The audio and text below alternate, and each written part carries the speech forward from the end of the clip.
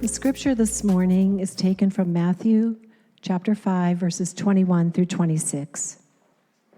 You have heard that it was said to those of old, "You shall not murder, and whoever murders will be liable to judgment." But I say to you that everyone who is angry with his brother will be liable to judgment. Whoever insults his brother will be liable to the council. And whoever says, "You fool," will be liable to the hell of fire. So if you are offering your gift at the altar, and there remember that your brother has something against you, leave your gift there before the altar and go. First, be reconciled to your brother, and then come and offer your gift. Come to terms quickly with your accuser while you are going with him to court, lest your accuser hand you over to the judge, and the judge to the guard, and you be put in prison. Truly, I say to you, you will never get out until you have paid the last penny. This is the word of the Lord. Well, like that chorus says, praise be to God. And good morning. It's great to see you out on this brisk morning in February, the beginning of a new month in our new year. And we are, if you've been tracking along with us, we are in week 4 of our journey through Jesus's most famous set of teachings found in the Gospel of Matthew, in Matthew chapter 5, 6, and 7. We refer to this nowadays in a collection called the Sermon on the Mount. And we're calling this message series a different way because Jesus, we believe, and as we see, and as we will continue to see as we go along, isn't offering us a better behavior. I think sometimes when we think about like Christianity, or just like at a quick glance, the world might even think about Christianity being a set of moral practices and ethical teachings that, you should try to live up to, and be better with. But Jesus is making it very clear, and he will continue to do so, that he's not just offering you and me better behavior by his life, but he's actually inviting us into a fundamentally different way of life altogether, a new way of being human. In the first week, he described the nature of the kingdom of God to the people that had gathered with him on the hillside, people known as the Beatitudes. And he talked to them about the upside-down nature of the kingdom, that he's building a kingdom that looks completely different than the one that we know and experience here, that is filled with pain, death, and brokenness. In the second week, we saw that Jesus called his followers, those who had gathered with him, he actually called them salt and light. It wasn't something that he was hoping that they would, become, but he was addressing them and saying, no, you are salt and light. And last week, we took some time to look at the fact that Jesus did not come to abolish the law, but he came to fulfill the law. And today, Jesus is going to introduce us to a new pattern. In fact, a new pattern is going to be set up here in Matthew chapter 5 that we're going to continue to see as we go along throughout the whole chapter of Matthew 5. So I'd invite you to turn there with me. If you have a Bible in person this morning, turn with me to Matthew chapter 5 or grab your phone and get to Matthew chapter 5. We're going to spend all our time there this morning looking at verses 21 through 26. So I invite you to turn there with me. And in Matthew chapter 5, starting in the first verse, Jesus is going to enter into this pattern. I had mentioned last week that, we're sort of turning a corner, and Jesus is about to get all up in our business, friends. He is about to tell us some things that we might not know or need to be reminded of, but he's not going to pull any punches. He's going to go right for the heart. That's what he was doing with them. That's what he's going to do with us. And so he sets up this conversation that he's going to have about a particular topic by saying this phrase: "You have heard it said, but I say to you." And he's going to do that multiple times as we go along. Now, what's important to recognize is that Jesus is speaking to an audience that was very familiar with the Old Testament law. And in fact, when we look at, even something like the 10 Commandments, we see, that the people of Israel, the people that he was addressing and speaking to, were very familiar with the Old Testament way of life, the old system that they lived under. And there were laws. We talked about, there were like 600 some odd Old Testament laws that they would have been familiar with, and they were called to obey. And so when Jesus starts to say, "You have heard it said," he's referring to something that they were familiar with. You have heard it said in the law. You know this command. And it's important to recognize that Jesus isn't here correcting the Old Testament. We want to make sure we're clear about that. He's not adding a corrective to the Old Testament scriptures, but he is taking something that the people know really well, and what he's doing is he's correcting their shallow interpretation of it. The things that have been muddied up. You have scribes and Pharisees that their entire job and their entire life is revolving around keeping the Old Testament law. And we're going to see in a minute how just keeping the Old Testament law as an external factor does nothing to the internal reality of the gospel of grace in our life because of Jesus. So Jesus here he's not lowering the bar when he says, "You have heard it said, but I say to you," and then he adds a corrective. He's not lowering the bar, he's actually driving it deeper into the hearts of his listeners. And he starts out specifically in his ethical teachings by talking and addressing the subject of anger. Jesus begins with what everybody already agrees with. It's sort of like he's throwing a softball to the people that listened to him then, and I would say even to us now at first glance. Jesus begins with what everybody sort of says yes to. He says, "You shall not murder, and whoever murders will be liable to judgment." Now, likely at this point, the people that are listening to Jesus are like, "Yep, got it. Not me. I'm not a murderer, I'm not a killer." Most of the people listening to him probably would have heard what he said and nodded in agreement. "We're with you. We've got this." And maybe even here today, you hear that and you're like, "Yeah, that's not me." And most of them, like us, would agree that murder is wrong. And so it would have been easy to hear Jesus and think to oneself, "Well, I got this down." But the problem is that Jesus does not stop there. He continues on. He says in verse 22, "But I say to you that everyone who is angry with his brother will be liable to judgment." Jesus refuses to let this stay on the surface. This is what got the scribes and the Pharisees into so much trouble. As I said before, they were really good at keeping with the external factors of an old way of living under the law and presenting themselves as righteous because they could follow all of these teachings and sort of live into these external realities of the law. But they missed the internal reality of the transformation that the law was supposed to produce in their hearts. They missed that. They were concerned about, if you've heard the phrase of they were concerned about the letter of the law. But the spirit of the law was something that was a complete miss. And here's Jesus getting at the heart and drawing a straight line from the idea of anger to murder. Not because they're the same action, but because they grow from the same root. They come from the same place.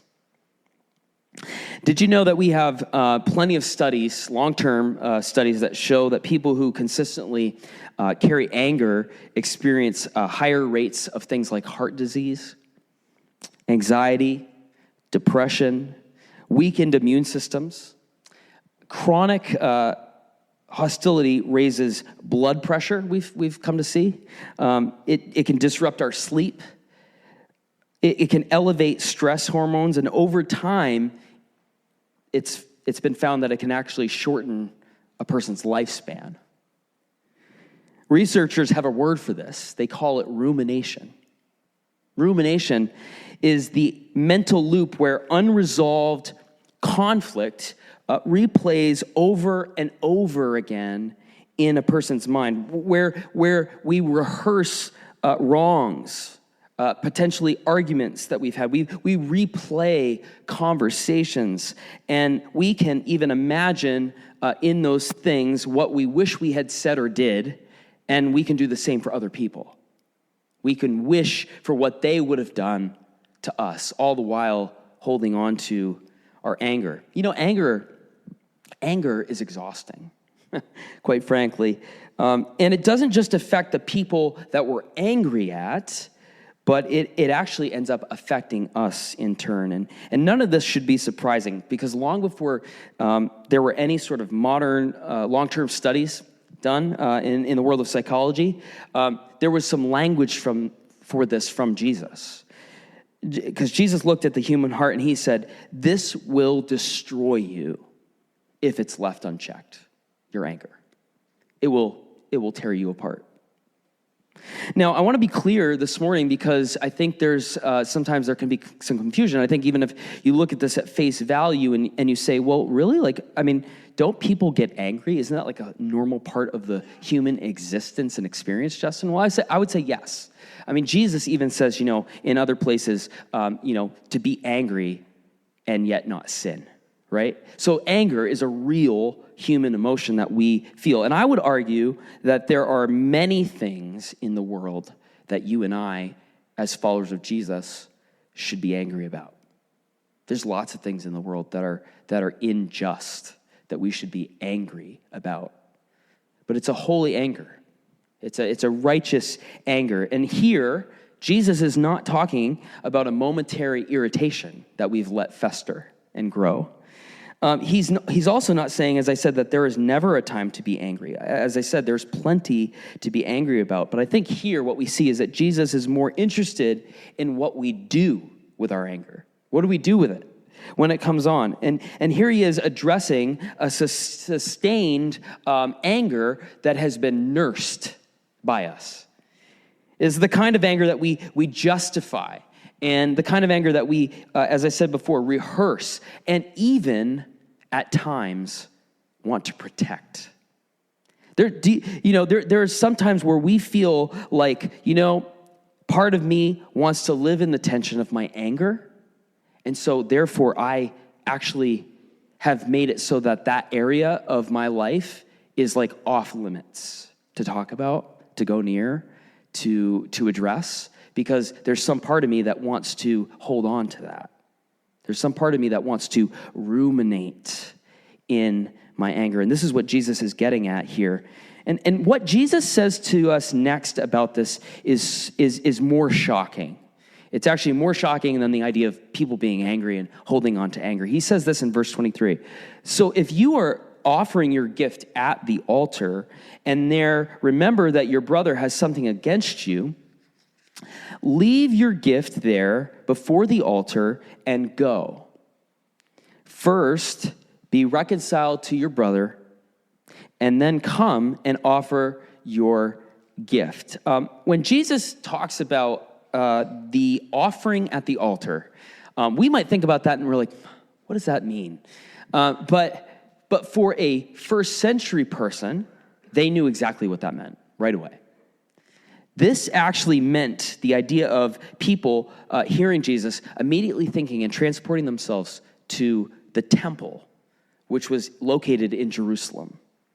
And the temple is a place where they would go to bring a sacrifice before the Lord. In that time, there was a sacrificial system that was set up. And in order to be right in God's eyes, you had to go and sort of make penance before the Lord via your offering or your sacrifice. And now, what's even crazier is that the people of that time of Jesus, they weren't all coming from just like a walk down the road. Jerusalem was the center of where they had to go to make sacrifices. So even we just came out of a long series in Acts, which lives online. You can go back and go through our time through that book of the Bible. But even at that time, it's birthed around a situation where people are coming from all over the world in that known day to come to Jerusalem to make sacrifices and to be part of the feast. And so people would come from all over. It wasn't just that they were super close, And here, Jesus is talking to people about a worship that isn't casual, that actually costs something. Let me explain what I mean. It was costly because it was planned out, especially by those who had to travel a long way. And often this required days of travel. And it wasn't just like, hopping in a car, this is days of traveling, often by foot or by camel, to get to a place where you could offer sacrifices in order to be right with God. And here's Jesus saying to the people, and this is what makes his words so shocking, is that he tells the people that are worshiping, that have a problem with a brother or a sister, he tells them to leave their gift there, meaning in that place, and to go and be reconciled before they can make an offering. In some cases, he's saying, actually, it would be better if you just left your gift here and turned around and went all the way back home and reconciled with that person in your life that you're holding on to anger and bitterness with before you come and offer your gift to me. Do you know what he's doing? He's making it synonymous, this idea of worship not being casual. And he's actually saying part of your worship is, it's not in spite of your ability to be reconciled, but it's through your ability to be reconciled. It's not void of worship, it is worship. It is part of my plan for you to be right with God, being right with people.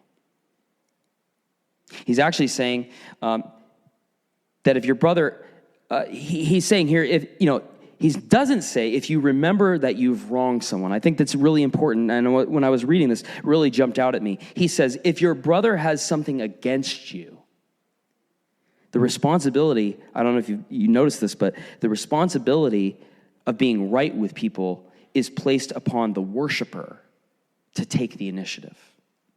This is really difficult sometimes, especially when, if we feel like we've been truly wronged. If we've been truly maybe taken advantage of or wronged, and there is a frustration and an anger. And in a culture where sacrifice was how you made things right with God, Jesus is redefining what righteousness means. He's saying you cannot seek peace with God while avoiding peace with people.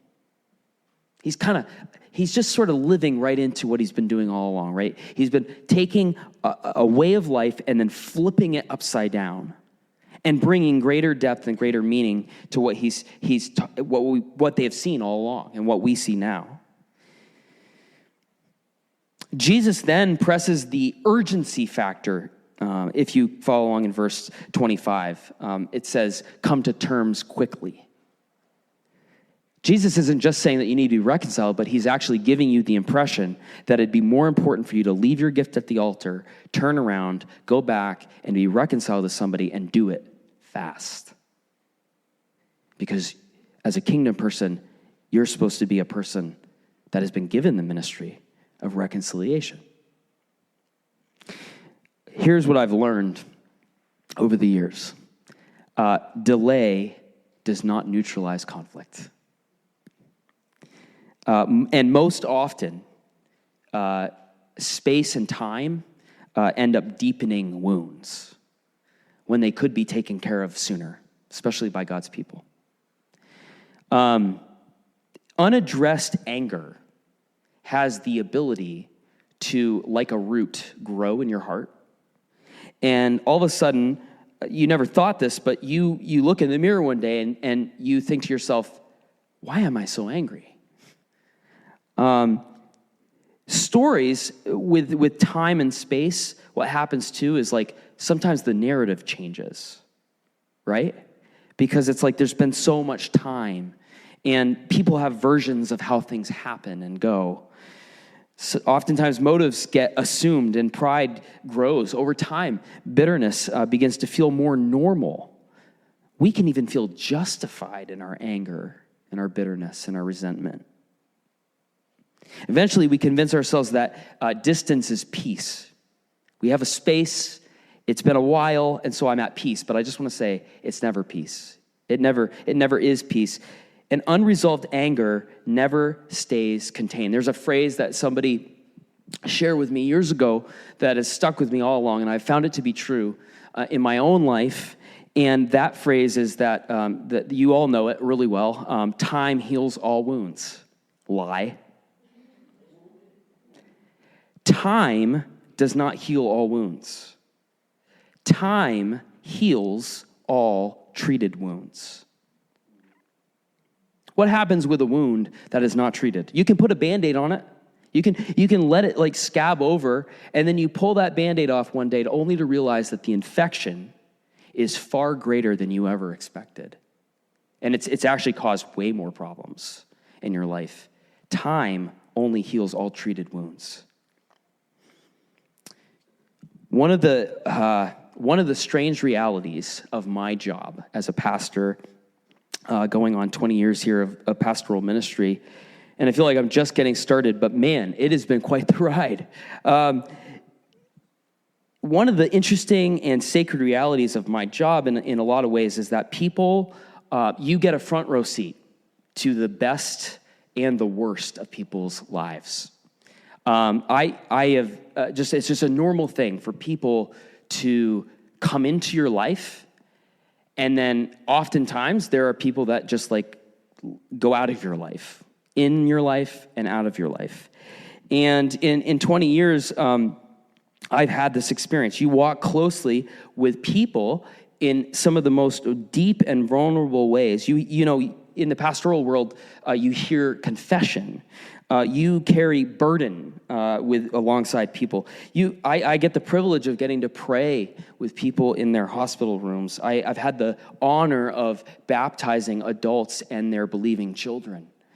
And then sometimes, without much warning usually, people, as quickly as they come in, can leave. It's just the reality. And sometimes that happens quietly, and other times that happens painfully. Sometimes that happens with words that wound, and sometimes that happens with no words at all. And I've experienced both of those things over the past 20 years. And just this past week, just to give you an idea, these are some of the fun things you get to deal with in pastoral ministry. Just this past week, I got an email from somebody that was sort of, I would say, new and maybe orbiting the community of River Valley Church, who had written me an email, and they said, I want to let you know I'm leaving, and the reason is because they felt like I was complicit with the current administration's move happening right now in Minnesota, because I hadn't stood up on a Sunday morning to address what was happening. So see you later. and here's the part that I thought about. Of course, that always to some degree that's hard. That's hard to hear. It's hard to read. There's no way to not take that personally. And yet, I found myself this week, after reading that email, thinking to myself, no big deal. That's not great. That means that sort of a thing has happened multiple times, and over time, if that's not addressed and that's not taken to the Lord, there is the ability for pastors and leaders, because I just want to write a book someday that the title will be, Pastors Are People Too.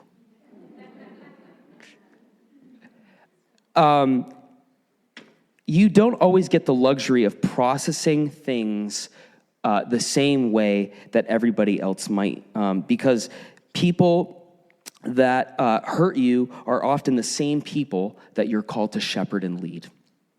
And that makes it really difficult. Friends, I've had people in my life over the years in ministry that have, there's always usually a common connection, and it usually is in the church community. And I've had people come to my life that I thought were some of the closest people in my life. I had one particular friend that it was during COVID, and let's be real, that was a weird time, right? Never want to go back. But this friend that we were in ministry life together and doing life together and meeting outside of church, we were friends. Literally just completely cut me off out of their life, like just for no reason. I literally to this day don't understand what happened, but there was like zero communication after 5 straight years. It was like turning the faucet off like that, you know? And there's actually a word for that now. It's called spiritual ghosting.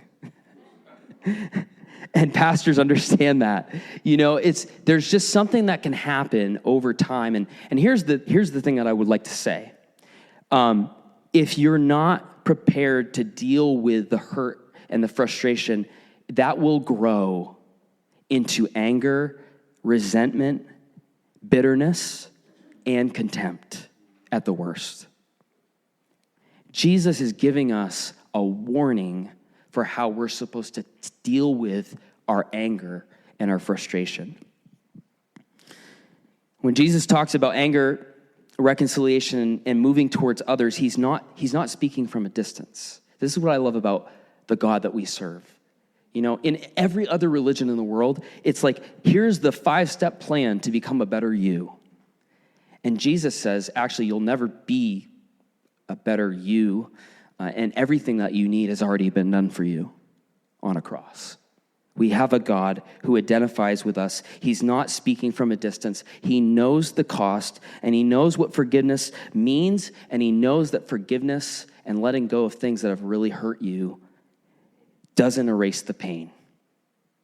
It doesn't always restore. I mean, here's the reality, and you've probably experienced this yourself. Forgiveness for other people so that it doesn't grow into anger, bitterness, resent, or contempt. It doesn't necessarily mean that you forgiving somebody is going to restore the closeness of that relationship. It doesn't. But it does keep anger from growing as a bitter root. And that's exactly what he's getting at here when it comes to how we deal with our anger and do so quickly. There have been moments where bitterness has taken ground in my heart.